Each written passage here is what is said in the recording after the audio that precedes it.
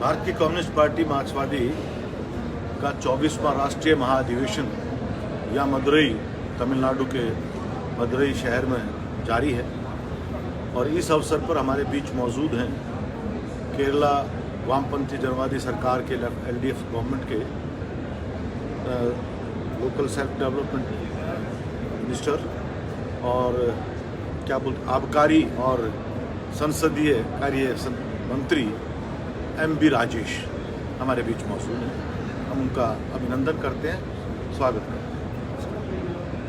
हम इनसे बातचीत करना चाहेंगे केरल के बारे में।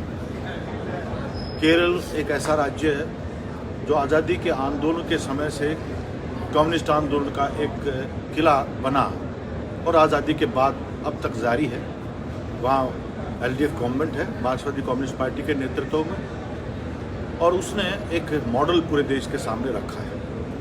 सघन आबादी का राज्य है, क्षेत्रफल के मुकाबले आबादी ज़्यादा रही, हालांकि वो राज्य जिसने परिवार नियोजन के तहत आबादी को नियंत्रित किया है, बावजूद इसके बहुत सारी उपलब्धियां केरल के नाम पे हैं। वो कैसे संभव हो पाई है? आज देश का सबसे साक्षर, सबसे पढ़ा लिखा एक राज्य, एक ऐसा राज्य जो तमाम सामाजिक विकास के जो मानक हैं उनमें सबसे ऊपर है देश के अंदर। ना सिर्फ देश के अंदर बल्कि बहुत सारे विकसित देशों के समान उन्होंने वो उपलब्धि हासिल की है। उनके शिक्षा के स्तर के ऊपर सबसे कम बाल मृत्यु दर है, सबसे कम मातृ मृत्यु दर है। वहाँ लिंग अनुपात पूरे देश में सबसे बेहतर है तमाम। और इन्होंने अब तो ऐसा है पूरे देश में सबसे कम गरीबी, और अब इस साल के नवंबर तक वो पूरी तरह से गरीबी उन्मुक्त, गरीबी से पूरी तरह से आज़ाद एक राज्य बन जाएगा। तो ये सारे देश के स्तर पे हिंदुस्तान में जहाँ हम देख रहे हैं कि लगातार गरीबी बढ़ रही है, बेरोजगारी बढ़ रही है, भूखमरी बढ़ रही है, और इस तरह से एक केरल हमारे देश का एक राज्य है कैसे इस स्थिति में पहुँच पाया। एक बार आप इन जनरल ये मॉडल क्या है केरल का, उसकी बुनियाद क्या है, थोड़ा आप उसको संक्षिप्त में बताइए। केरल का ये सब उपलब्धियों को एक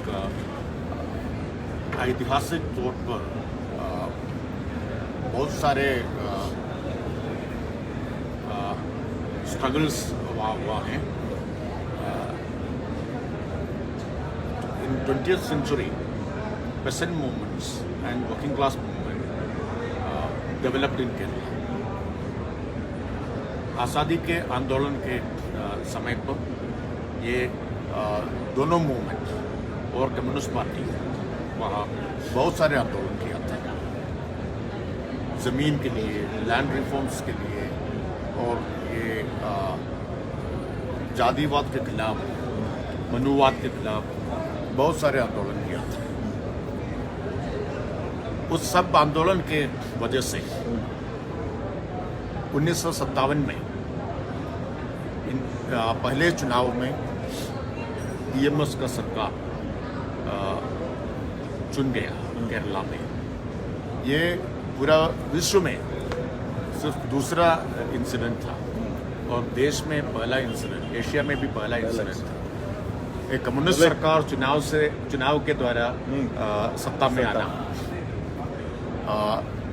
ईएमएस के कम्युनिस्ट सरकार ने लैंड रिफॉर्म्स लागू कर दिया और एजुकेशन रिफॉर्म्स भी कर दिया। ये दोनों आधुनिक केरल का अस्तिवार, बुनियाद, foundation stone was laid by these two reforms. Yes. Unfortunately, EMS government was dismissed within 2 years. All पूरा जो एंटी कम्युनिस्ट फोर्सेस, जातिवाद का और सांप्रदायिकता का ताकत मिलकर एक लिबरेशन स्ट्रगल का आयोजन किया था और उसके वजह से नेहरू के सरकार ने कम्युनिस्ट सरकार को डिसमिस किया। फिर कम्युनिस्ट ने 1967 में फिर आया और ये लैंड रिफॉर्म्स एक्सेट्रा फिर आगे बढ़ाया। Again the government was dismissed in 1969। फिर 1980 में एलडीएफ का गवर्नमेंट लेड बाय सीपीआईएम सत्ता में आया, उस सरकार ने बहुत सारे वेलफेयर मेशर्स इंट्रोड्यूस किया। खेत मजदूर के लिए पेंशन सबसे पहले पूरा देश में 1980 का AK नायनार का LDF गवर्नमेंट ने, वामपंथी सरकार ने किया था। तो बहुत सारे ये अनएम्प्लॉयमेंट अलाउंस वामपंथी सरकार ने किया था। फिर 87 में तो उस सरकार को भी within 2 years that government was outlawed। लेकिन 1987 से LDF सरकार ने लगातार केरल में आया, एक के बाद एक। एक के बाद एक। 87 का गवर्नमेंट ने ये टोटल लिटरेसी का कैंपेन किया था और केरल राज्य के देश के सबसे पहले संपूर्ण साक्षर राज्य बन गया। फिर हमने 96 में आया। 96 में उस सरकार ने ये पंचायती राज और पीपल्स प्लान कैंपेन ने किया और सारे अधिकार, जो powers and resources given to panchayat and नगरपालिका इंस्टीट्यूशंस, बहुत सारे डेवलपमेंट एक्टिविटीज़ ने किया। फिर हमने 2006 में आया, उस सरकार भी बहुत सारे रिफॉर्म्स किया। फिर 2016 से 2016 से हम लगातार पिछले 9 साल से हमारा वामपंथी सरकार, पिनराई विजयन का सरकार सत्ता में है। ये है एक historical context of Kerala's development. Now, in the last 9 years, Kerala has made commendable achievements. NITI Aayog का सस्टेनेबल डेवलपमेंट इंडेक्स में सबसे आगे है केरल। पिछले कई सालों से सबसे आगे है केरल। आपने सही कहा, केरल का इन्फेंट मोर्टालिटी सबसे कम है पूरा देश में, और मैटरनल मोर्टालिटी सबसे कम है, और लाइफ एक्सपेक्टेंसी सबसे बड़ा है। और हमारा ये जो सोशल डेवलपमेंट और ह्यूमन डेवलपमेंट इंडिकेटर्स ने अमेरिका जैसे विकसित देशों के कंपेयर कर सकता है। पूरा राज्यों, भारत के पूरा राज्यों से कोई कंपैरिजन नहीं है, अमेरिका जैसे विकसित देशों से कंपेयर कर सकता है। और हमने अभी हमारा फोकस एक्सट्रीम पॉवर्टी को इराडिकेट करने में है। मेरा डिपार्टमेंट ने इस responsibility, we have taken up the responsibility to eradicate extreme poverty. We have identified 64,006 families as extremely poor on the basis of a household survey, and this is in line with the Niti Ayog's estimate. हमने each family को micro plan बनाया। 64,006 micro plans ने बनाया। Okay. Panchayat और नगरपालिका municipalities ने ये micro plan बनाया और हमने ये माइक्रो प्लान इम्प्लीमेंट किया। अभी तक 64,000 families में 74% have been lifted out of poverty. Okay. Lifted out of poverty, and we are targeted November 1st, the formation day of Kerala 2025, to achieve the target of complete eradication of extreme poverty. We are all set to achieve that target. और हमारा health, education, higher education, मैं इस बारे में ही आपसे जानना चाहूँगा।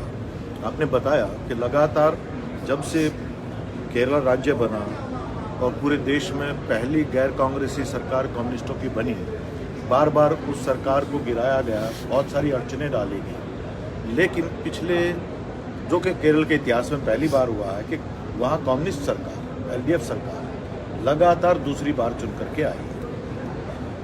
अब इसी समय के ऊपर पूरे देश में बीजेपी मोदी के नेतृत्व में सरकार चल रही है। जिसने पूरे देश के स्तर के ऊपर कॉरपोरेट के पक्ष में देश के संसाधनों को उनके हवाले किया है।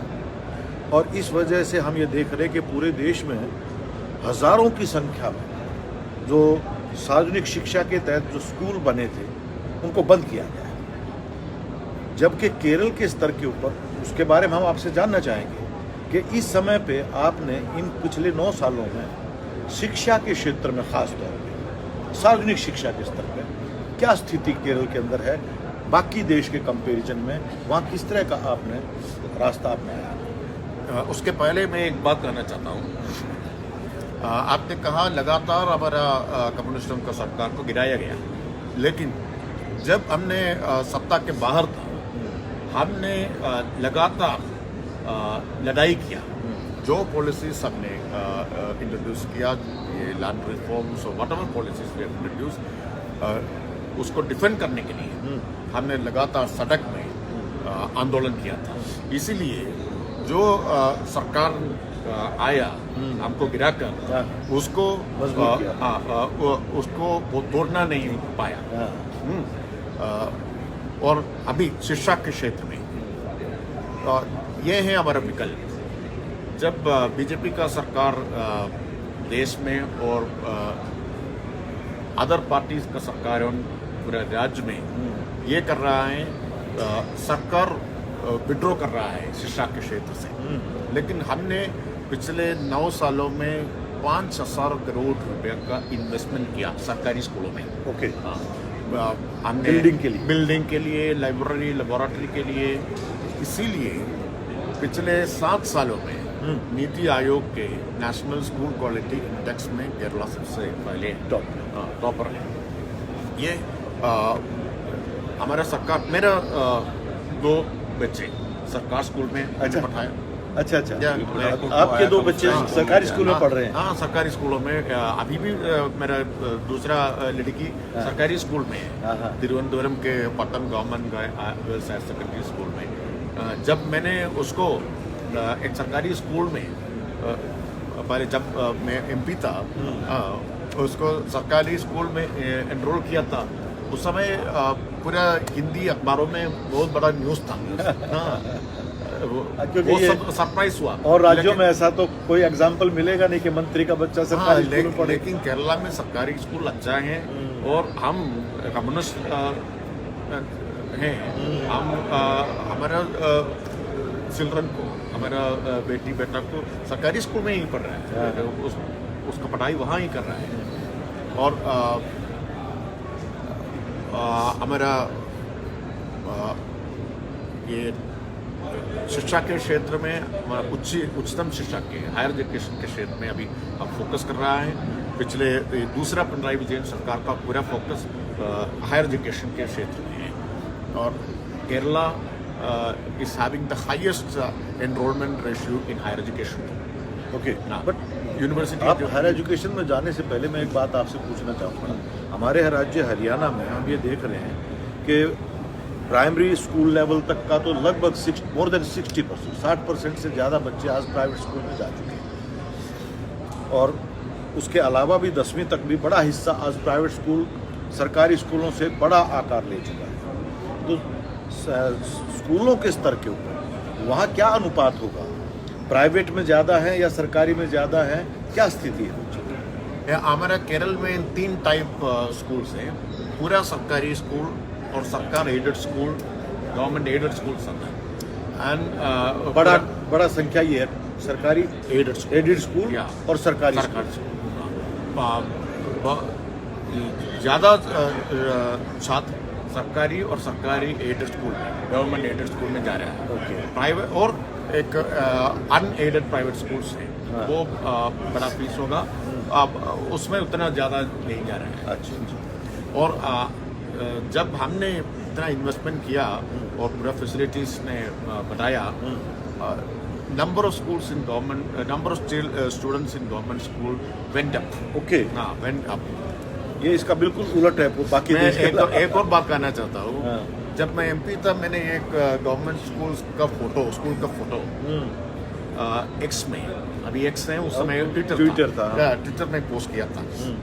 उस समय बहुत सारे लोग केरला के बाहर लोग महाराष्ट्र और पूरा हरियाणा उत्तर प्रदेश से उसके नीचे ये कमेंट किया, ये सरकारी स्कूल है या 5 स्टार होटल है। कमेंट्स आया था उस समय। बहुत सारे स्कूल्स हैं। मतलब आपने डिजिटलाइज किया तमाम मैं स्कूलों पूरा क्लासरूम को डिजिटलाइज किया। 45,000 classrooms have been digitalized. Oh. 45,000. Very. Government ने एक मिशन का आयोजन किया स्कूल्स डिजिटलाइज करने के लिए और क्लासरूम को स्मार्ट बनने के लिए। अब उच्च शिक्षा के बारे में बताएं। आमतौर पे ये चर्चा रहती है कि ठीक है, केरल सबसे ज़्यादा साक्षरता है, शिक्षा की गुणवत्ता है, लेकिन उच्च शिक्षा के मामले में केरल की क्या स्थिति है, ये बहुत कम लोगों को जानकारी है।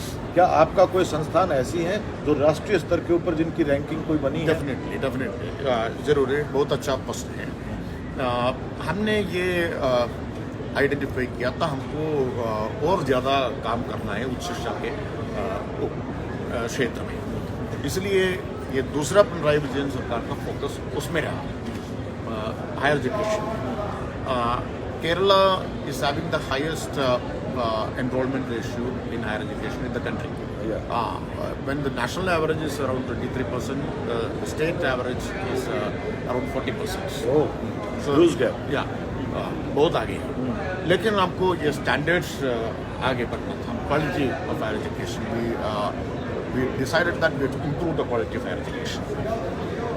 But now, after 4 years of this government, now पूरा देश के 100 बेस्ट कॉलेजों में 16 केरला का है। और पूरा देश के 100 बेस्ट जो कॉलेज हैं, बेस्ट रैंक कॉलेज पूरे देश के अंदर, उनमें से 16 अकेला केरला के। और 200 बेस्ट कॉलेजेस में 40 केरला का है। और हमारा ये रैंकिंग NIR और हमारा यूनिवर्सिटीज में 2 यूनिवर्सिटीज, एक university Kerala university AA+, Kerala और Mahatma Gandhi university 2 universities NIRF का AA+ रैंकिंग और NAC का AA+ रैंकिंग मिला। और पूरे यूनिवर्सिटीज को A+ रैंकिंग मिला। MG यूनिवर्सिटीज अमेरिका के टाइम मैगजीन का विश्व के सबसे अच्छा 500 यूनिवर्सिटीज़ में 300-400 बैंडविड्थ में आ गया। ओके। महात्मा गांधी यूनिवर्सिटी में। और एशियन रैंकिंग में भी उसने आ गया। तो अभी we are yielding the results of focus on higher education. अभी कुछ नए एक और बात मैं ये कहना चाहता हूँ, हमारा हमने पूरा देश का सबसे पहला डिजिटल साइंस यूनिवर्सिटी बनाया। और हमने पूरा देश का सबसे पहले डिजिटल साइंस पार्क बनाया, डिजिटल साइंस पार्क। और 3 और साइंस पार्क हमने बन रहा है। तो हमारा ये है इंटेंशन, केरला का सबसे बड़ा एसेट ये ह्यूमन रिसोर्सेज है। We want to transform Kerala society into a knowledge-based society and transform our economy into knowledge economy. इससे पर एक समस्या भी बनती होगी, आपने इतने लोगों को पढ़ा दिया, हायर एजुकेशन दे दिया, आप नॉलेज हब बना दिया, लेकिन क्या इतने लोगों को आप रोजगार दे पाओगे उनकी एजुकेशन के मुताबिक? क्या आप ये दे सकेंगे? ये एक बहुत बड़ा चैलेंज है, एक चुनौती है। हमने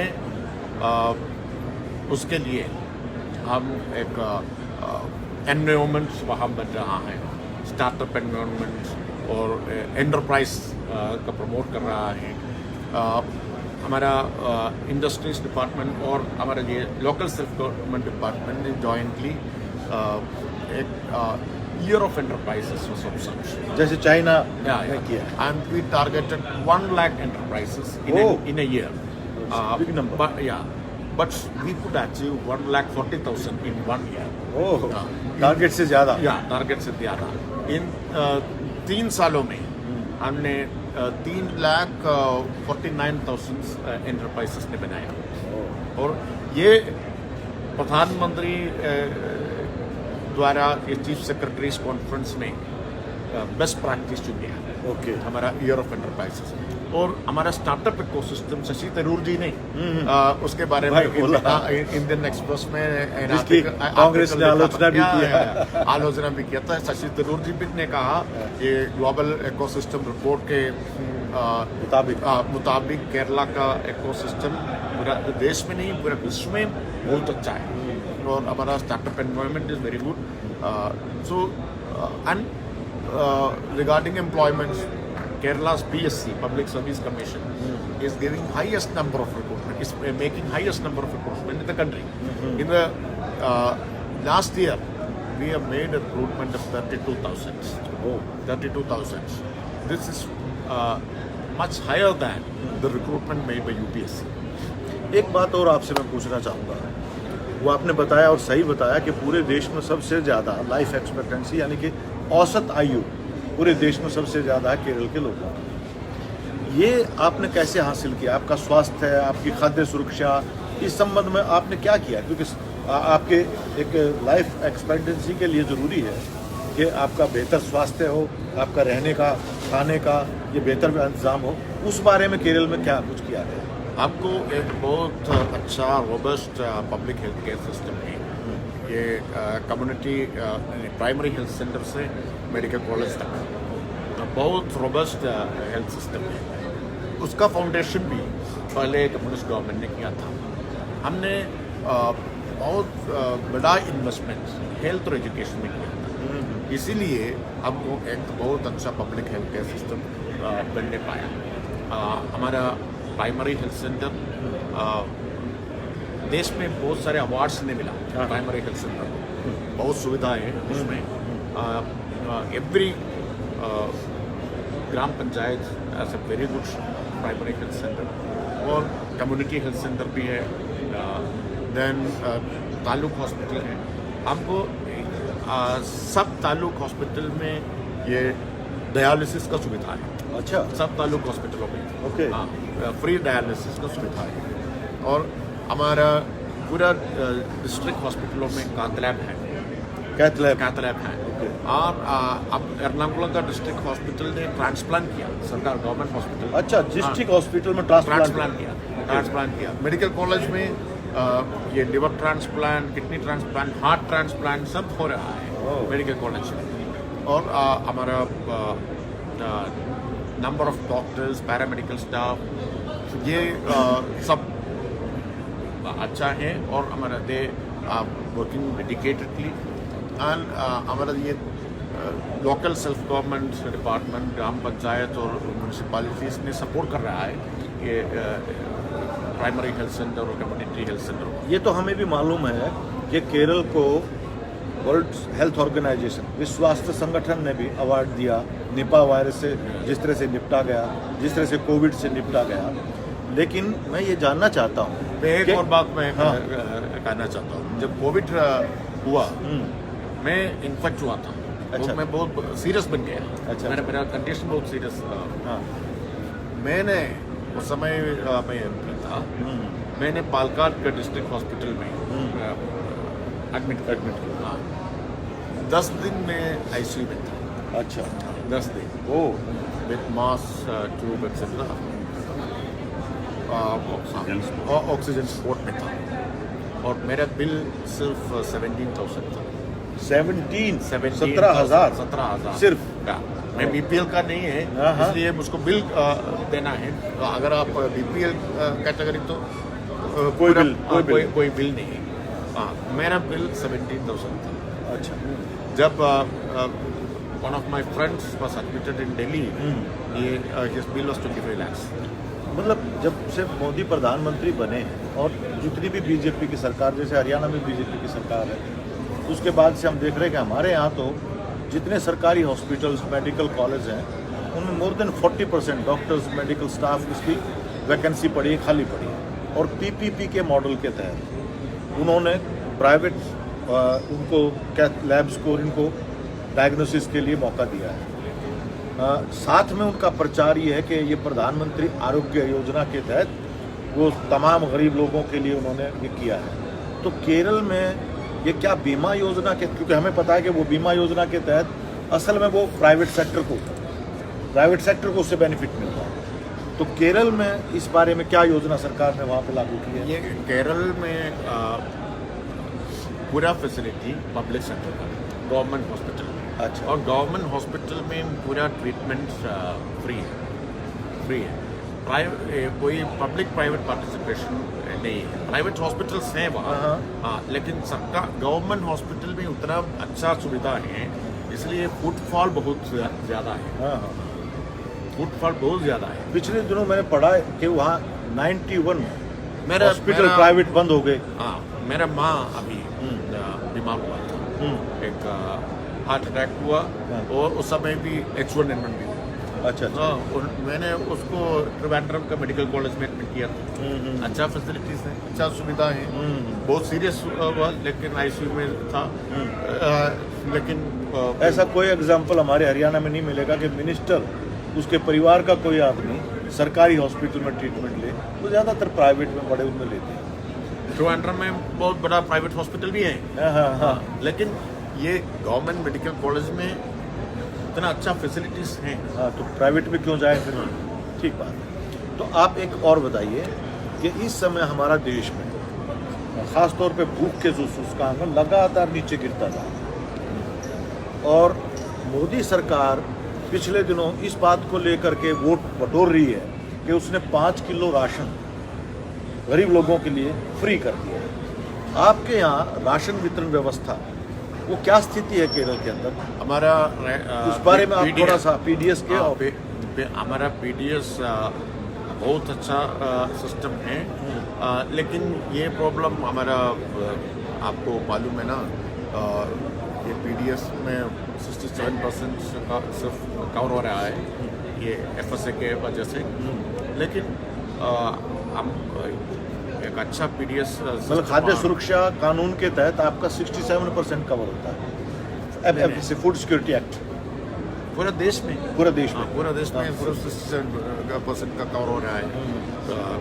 लेकिन हमने एडिशनल सब्सिडी देकर ये कवर कर रहे हैं, पूरा कवर कर रहे हैं पूरी पॉपुलेशन में। अच्छा, मतलब राशन आपके डिपो से केरल के तमाम परिवार वो राशन प्राप्त करते हैं। इसके अलावा क्योंकि महंगाई को कंट्रोल करने के लिए, क्योंकि महंगाई का बहुत बड़ी मार पिछले दिनों पड़ी है, तो जो आवश्यक जो ज़रूरत की जो चीज़ें हैं उनकी कीमतें, खास तौर पे ज़रूरत की जो चीज़ें उनकी कीमतें बहुत ज़्यादा बढ़ी हैं। मार्केट इंटरवेंशन कर रहा है सरकार। वो कैसे आप करते हैं? हमको ये मावेली स्टोर्स है, मावेली स्टोर। ये मावेली क्या मतलब? मावेली हमारा एक ये ओणम मालूम है ना? अच्छा, ओणम त्योहार है। मावेली एक बहुत बड़ा राजा था। अच्छा। हाँ, उसके नाम से उसके नाम से स्टोर है मावेली स्टोर। ठीक। ओणम के ये मिथ मावेली से जुड़ा हुआ हो। हाँ, बिल्कुल। ये मावेली एक जैसे हमारे अच्छा राजा, जैसे दीपावली को आप राम के उससे मावेली अच्छा मिथ है, ये है कि वो बहुत मावेली के समय में सब इक्वल था। सब इक्वल था। There was no differences, no class differences. So that is a myth. So that is why we are named this stores Maveli store. Named after Maveli. So उस मावेली स्टोर में 14 essential commodities. अच्छा। We will give at the rate of the price which prevailed in 2016 when we came to power.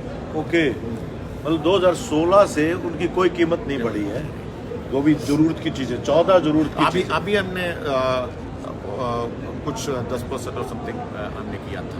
अच्छा। अभी 9 साल से बाद में। 9 साल से बाद। ठीक। ओके।